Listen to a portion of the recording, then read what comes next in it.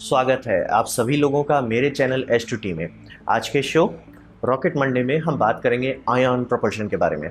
तो आइए जानते हैं। तो आयन प्रोपल्शन को समझने से पहले आपको प्रोपल्शन का फिजिक्स समझना पड़ेगा कि तिगड़म हो क्या रहा है। तो सबसे पहले आप ये समझिए कि ये हमारे न्यूटन साहब जी हैं। इन्होंने एक सिंपल आइडिया बताया दुनिया को कि एक्शन इक्वल्स रिएक्शन। इसी से रॉकेट अंतरिक्ष में जाता है और कुछ नहीं है, कोई तिगड़म नहीं है। आज जैसे आप बलून में हवा भर के छोड़ते हैं तो हवा जो निकल रहा है वो बलून को आगे ठेल रहा है, रॉकेट भी वही है। तो ठीक है, आपका ऐसे करके फिजिक्स समझ में आ गया कि जैसे आप एक्शन पीछे फेंक रहे हैं, रिएक्शन होगा, आप आगे जा रहे हैं। यही है रॉकेट इंजन का काम, यही होता है रॉकेट। तो अब इसको कंट्रोल करने के लिए मतलब इसमें क्या क्या मैथमेटिकली लगता है वो आप ये समझिए कि आप क्या फेंक रहे हैं, कितना फेंक रहे हैं। मतलब मान लीजिए आप 10 किलो फेंक रहे हैं, मतलब स्पीड अगर आपका सेम है, आप कितने स्पीड से फेंक रहे हैं वो सेम है। आप 10 किलो फेंकिएगा, ज़्यादा दूर फेंकाइएगा, और वर्सेस मतलब उसको अगर 1 किलो आप फेंक रहे हैं तो कम ही दूर फेंकाइएगा। ये सीधा है। पहला कितना फेंक रहे हैं, दूसरा उसको कितना तेज फेंक रहे हैं। ये दोनों को अगर आप बहुत आगे रख सकते हैं तब तो बहुत बढ़िया बात है, लेकिन जनरली ये थोड़ा सा एडजस्टमेंट करना पड़ता है। या तो आप बहुत ज़्यादा फेंकिए, जैसे ये सब रॉकेट है 90% फ्यूल इसीलिए होता है कि मतलब उतनी छोटा सा एकदम जो ऊपर में छोटा सा चीज़ है उसको भेजने के लिए ये इसका ये 1000 टन लगभग ईंधन उड़ा देता है, ताकि बहुत ज़्यादा फेंक रहा है। या तो बहुत ज़्यादा स्पीड से फेंकिए ताकि आप जा सकें। तो आपके पास यही दो ऑप्शन है, एक्शन इक्वल्स रिएक्शन है, और आपको या तो बहुत ज़्यादा चीज़ पीछे फेंकना है या तो बहुत तेज़ी से फेंकना है।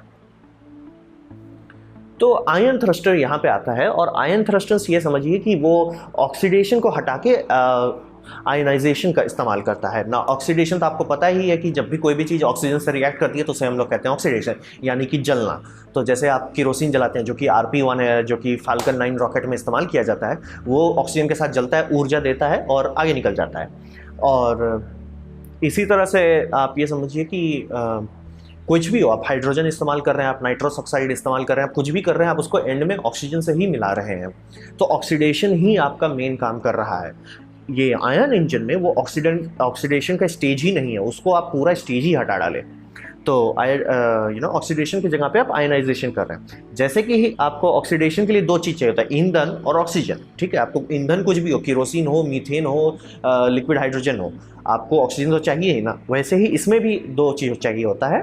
इसमें होता है इलेक्ट्रिसिटी, जो आयनाइजेशन के लिए चाहिए। दूसरा, आप आयनाइज किस चीज़ को कर रहे हैं। आप इलेक्ट्रिसिटी ऐसे बस हवा में रख दीजिएगा, कुछ होगा नहीं, आपको कुछ आयनाइज करना है ना। आप ऐसे रख के कीजिएगा, अर्थ में तो होगा, क्योंकि यहाँ पे पर्यावरण है, एटमॉस्फेयर है, हवा का दबाव है, तो हवा आयनाइज होने लगेगी। लेकिन अंतरिक्ष में मैं बात कर रहा हूँ, तो आपको कुछ चाहिए, आयनाइज करने के लिए कुछ चाहिए, तो उसे हम लोग ईंधन कहते हैं। तो जब भी आप आयन प्रोपल्शन का फ्यूल्स के बारे में सुनिएगा तो उसको फ्यूल के बारे में वो वही बता रहे हैं जिसे आयनाइज किया जा रहा है। आयनाइज करने के लिए एनर्जी ये कहीं से भी ला सकते हैं, जनरली सोलर पैनल से लाया जाता है।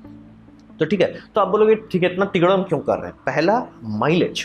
रॉकेट का माइलेज को स्पेसिफिक इंपल्स में नापा जाता है। ठीक है, और आप ये समझिए कि केमिकल का जो रॉकेट है जो कि ऑक्सीडेशन पे चल रहा है, 500 या 600 अगर स्पेसिफिक इंपल्स अगर वो पहुंच गया, वो बहुत बड़ी बात है। मतलब उतना बढ़िया रॉकेट तो बना ही नहीं है, मतलब ऐसा समझ लीजिए। ये माइलेज बहुत बढ़िया है। तो इसका ये मतलब होता है कि अगर 1 टन ईंधन है इसके पास, तो 1 टन ईंधन से ये कितना टॉप स्पीड पे जा सकता है, वो बहुत अच्छा है। तो ठीक है, वो तो 400-500 आप मान लीजिए है। ये जनाब जी स्टार्ट ही होते हैं 1500 से, और 10 से 20 हज़ार तक जाना पॉसिबल है इनके लिए। तो समझ लीजिए माइलेज के मामले में तो इससे सोचना है, मतलब अगर इनको आप 1 टन दीजिए ईंधन, जो ईंधन ये चाहते हैं, और 1 टन ईंधन आप उसको दीजिए नॉर्मल रॉकेट में, ये इतना स्पीड पकड़ लेगा एंड में कि आपको सोचना नहीं है। लेकिन इसका एक कीमत भरना पड़ता है। ये कीमत ये है कि इसका थ्रस्ट जो है बहुत कम होता है। मिली न्यूटन्स में बात होती है। जैसे आपको पता ही रॉकेट के बारे में सब लोग आज बोलते हैं ना, 5 mega Newton, 10 mega Newton, 100 mega Newton बात करते हैं, या मतलब किलो न्यूटन। एक रॉकेट इंजन 70 किलो न्यूटन का थ्रस्ट दे रहा है। ये सब मिली न्यूटन से माइक्रो न्यूटन तक में चला जाता है, मतलब बहुत थोड़ा थ्रस्ट देता है। और ये इतना कमज़ोर है कि आप धरती से तो इसको फायर कर ही नहीं सकते।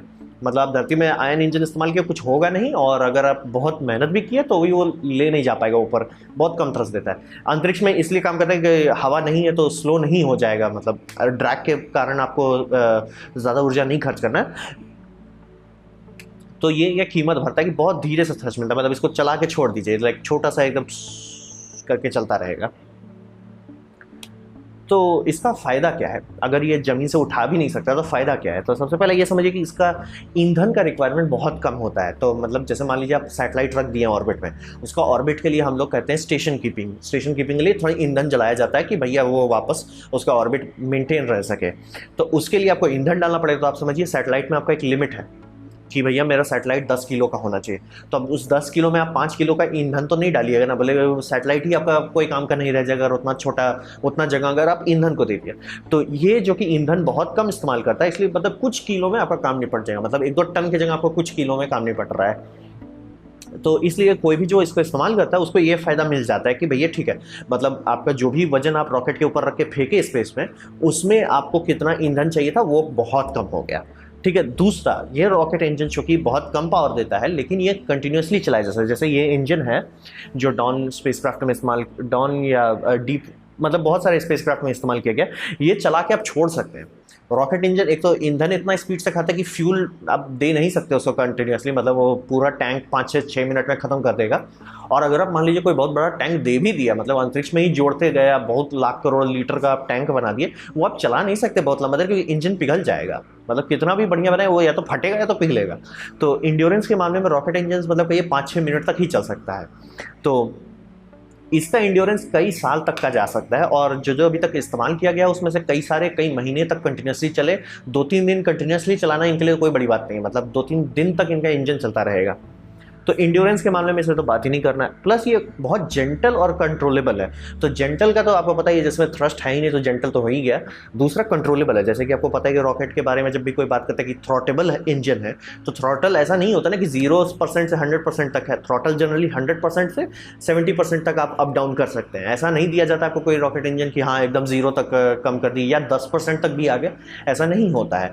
लेकिन इसमें आपको मिलता है। तो मान लीजिए आपको थोड़ा सा ही आपको स्टेशन कीपिंग करना है, आपको फालतू का ईंधन नहीं बर्बाद करना है, ये आपको कंट्रोल दे देता है। ठीक है, थोड़ा सा कोई टेंशन नहीं है। और आपको बहुत ज़्यादा करना है वो भी कर सकते हैं। तो ये कंट्रोल काफ़ी मायने रखता है।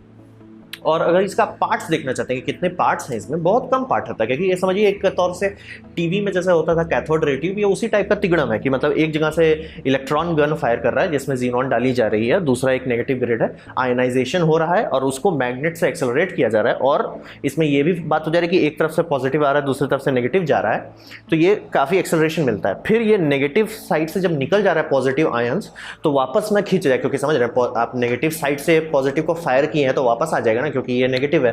तो उसको बैलेंस करने के लिए एक न्यूट्रलाइजिंग इलेक्ट्रॉन गन आगे से लगाया जाता है, जो इसको वापस ठंडा कर देता है। बेटा नहीं, वापस मत जाओ, नहीं तो मतलब समझ रहे हैं आपका ऊर्जा बर्बाद हो जाएगा। इस कारण से इसमें पार्ट्स के हिसाब से देखिए तो कुछ है नहीं। मतलब मैग्नेट है, ठीक है, चेंबर है, ठीक है, लेकिन कुछ ऐसा नहीं कि बहुत सारा ईंधन है, खूब सारा पाइप है जिसमें फ्यूल चल रहा है, खूब सारा मैनेजमेंट सिस्टम है, बहुत कम पार्ट्स होता है इसमें। तो ये सब इसका फायदा है। तो इसका नुकसान है, हाँ, सबसे बड़ा नुकसान तो आपको पहले बताया कि ये बहुत कमज़ोर है।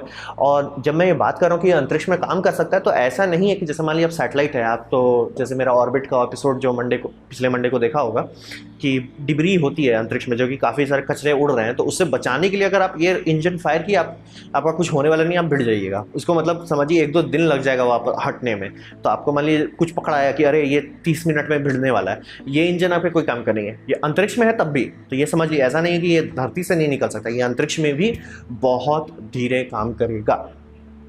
दूसरा, ये पावर लिमिटेड है। मतलब जैसे मैंने ये 2 पार्ट इसको भी चाहिए, जैसे ऑक्सीजन चाहिए था और केरोसिन चाहिए था, इसको भी वही है। जो भी इसका गैस है, जैसे कि जीनॉन गैस है, और उसको एनर्जाइज करने के लिए, उसको आयन में बदलने के लिए ऊर्जा तो चाहिए ना। वो ऊर्जा लिमिटेशन बनाती है। जैसे मान लीजिए ठीक है, आपका फ्यूल टैंक तो बहुत छोटा हो गया, लेकिन अब आपको बहुत बड़ा सोलर पैनल लगाना पड़ जा रहा है, तो आप मतलब को फ़ायदा क्या हुआ। दूसरा, सोलर पैनल तो ठीक है, सैटेलाइट के लिए तो कोई दिक्कत नहीं, क्योंकि आपको पता है कितना ऊर्जा मिलेगा। लेकिन आप मान लीजिए धरती से बाहर जा रहे हैं, मतलब पूरा सोलर सिस्टम के आगे जाने के स्टडी करना चाहते हैं, जैसे आप मार्स, जुपिटर, सैटर्न, यूरेनस तक जाना चाहते हैं या प्लूटो तक जाना चाहते हैं, वहाँ तक जाने पर सोलर एनर्जी का तो कोई मतलब नहीं है, तो आप पावर कैसे दीजिएगा। और उसके बाद ये भी समझिए कि सैटेलाइट पे तो कुछ किलो ही इस्तेमाल किया जाता है, लेकिन जो ये ईंधन इस्तेमाल कर रहा है, केरोसिन, लिक्विड ऑक्सीजन, ये सब बहुत सस्ता है, ये बहुत महंगा होता है जीनॉन। तो आप बोलिए जीनॉन तो यार अपने बल्ब सब में इस्तेमाल होता है, जीनॉन फ्लैश लाइट आती है, सब आती है, ठीक, उसमें कुछ थोड़ा सा जीनॉन इस्तेमाल किया गया है जो इसके स्पेस प्रोपल्शन के लिए इस्तेमाल किया। जीनॉन बहुत महंगी होती है, और अगर आप इंसान को भेजना चाहते हैं, मतलब मार्स जाने के लिए आप रॉकेट इस्तेमाल करना चाह रहे हैं जो मतलब आयन पे चले, तो आपको कम से मतलब कई हज़ार टन नहीं चाहिए, लेकिन कुछ 100 टन तो चाहिए हो ना, तो वो तो बहुत महंगा हो जाता है। तो और अभी कोशिश की जा रही है कि जीनॉन की जगह पे आर्गन का इस्तेमाल किया जाए, ताकि आर्गन बहुत सस्ता होता है। तो तिगड़म है इसमें, ऐसा नहीं कि एकदम सब चीज़ बहुत भला है, तिगड़म है। तो हम लोग भविष्य में क्या एक्सपेक्ट कर सकते हैं इसके बारे में? तो सबसे सिंपल है कि अभी जैसे मैंने आपको डिस्क्रिप्शन में जाके देख सकते हैं, मैंने दिया हुआ है नासा का किलो पावर के बारे में, कि जैसे ही नासा वो किलो पावर रिएक्टर अगर अंतरिक्ष में इस्तेमाल करने लगता है तो फ़ायदा ये होता है कि सोलर पैनल का वजन हट जाएगा, ठीक है। और सोलर पैनल के बाद सबसे बड़ा ये प्रॉब्लम है कि आप लगा भी दिए तो उसका ऊर्जा घटते जा रहा है, आपका वजन तो वही रह गया लेकिन आपका ऊर्जा घटते जा रहा है। न्यूक्लियर रिएक्टर के साथ वो प्रॉब्लम नहीं है। तो ये न्यूक्लियर रिएक्टर जो किलो वाट है, ये 10 किलो वाट तक दे सकते हैं। तो मान लीजिए आपने रख दिया कि भैया 1 किलो वाट पर मेरा कंप्यूटर चल रहा है, मतलब जो कम्युनिकेशन है, जो पेलोड सिस्टम है वो चल रहा है, और 9 किलोवाट का मैं थ्रस्टर चला रहा हूँ, तो वो 9 किलोवाट आप थ्रस्टर बहुत लंबा टाइम तक चला सकते हैं और बहुत दूर जा सकते हैं। इस बात पे आप एकदम ध्यान दीजिए कि ये इंजन अगर आप सीधे रेस में लगाएंगे कि ठीक है अभी दौड़ो, ये मतलब नॉर्मल रॉकेट इसको कब कब पीछे छोड़ देगा, लेकिन नॉर्मल रॉकेट का ईंधन भी कुछ मिनट में खत्म हो जाता है। ऐसे गया खत्म हो गया, हाँ इसका स्पीड जैसे 30,000 किलोमीटर प्रति घंटा ये पकड़ लिया, ठीक है बहुत बढ़िया, ये स्टार्ट होगा, हो रहा है 10 किलोमीटर प्रति घंटा। अब बोले बड़ा तो धीरे चल रहा है, हाँ 1 हफ्ते बाद 100 किलोमीटर प्रति घंटा, 2 हफ्ते बाद 1000 किलोमीटर प्रति घंटा, ऐसे ऐसे करते करते 1-2 महीने बाद देखिएगा तो ये 60,000 किलोमीटर प्रति घंटा पे चल गया। जबकि रॉकेट का पकड़ा पिकअप बहुत तेज था, लेकिन ये स्पीड पकड़ेगा। और आप जैसे मान लीजिए बहुत दूर जाना है, जैसे प्लूटो तक जाना है, तो केमिकल रॉकेट जनरली 10 साल लेता है, और वो भी एक 5 से 6 साल में आप भेज सकते हैं, लेकिन ये होगा कि वो ऑर्बिट में फंस नहीं पाएगा, बहुत ज़्यादा एनर्जी लगेगा। इस केस में आप उसको 2-3 साल तक कम कर सकते हैं कि मतलब एकदम, लेकिन आपको न्यूक्लियर रिएक्टर चाहिए क्योंकि सोलर पैनल प्लूटो पे काम नहीं करता है। तो इस कारण से अगर न्यूक्लियर रिएक्टर अच्छा से बनने लगा, मतलब small light weight nuclear reactor बनने लगा, तो आयन इंजन्स का इस्तेमाल बढ़ जाएगा। दूसरा, अभी जो आयन इंजन्स मार्केट में है, मतलब जो सैटेलाइट में इस्तेमाल किया गया है या जो लैब में काम किया, वो सब बहुत छोटा है, मतलब वो सैटेलाइट के लिए बनाया जा रहा है, इंसानी मिशन के लिए नहीं बनाया जा रहा है। तो समझिए साइज़ के मामले में बहुत छोटा है। काम चल रहा है, काम किया जा रहा है कि 1-2 मेगावाट का रिएक्टर बनाया, मतलब 1-2 मेगावाट पे काम किया जा रहा है कि 1-2 मेगावाट का थ्रस्टर बनाया जाए। तो काम चल रहा है, लेकिन अभी समझिए कि ये गाड़ी में थोड़ी देर है, तो इस गाड़ी पे आप बहुत वजन नहीं लगा सकते। तो ये था मेरा प्रेजेंटेशन आयन इंजन के बारे में। उम्मीद करता हूँ आपको अच्छा लगा हो, कुछ सीखने को मिला हो, कुछ समझ में आया हो। अगर ऐसा है तो लाइक कर दीजिए, नहीं लगा कोई बात नहीं, आप डिसलाइक भी कर सकते हैं। मैं कहूँगा कि आप कमेंट लिखिए मेरे वीडियो में, और आप क्या देखना चाहेंगे अगले एपिसोड में रॉकेट मंडे के। और आप सब्सक्राइब कीजिए और अपने दोस्तों के साथ शेयर कीजिए, इससे मेरा काफ़ी भला हो जाएगा। और अगर आप फ्री हैं तो घंटी बजा दीजिए। आपने मेरा वीडियो देखा, ये जान के मुझे बहुत खुशी हुई। धन्यवाद।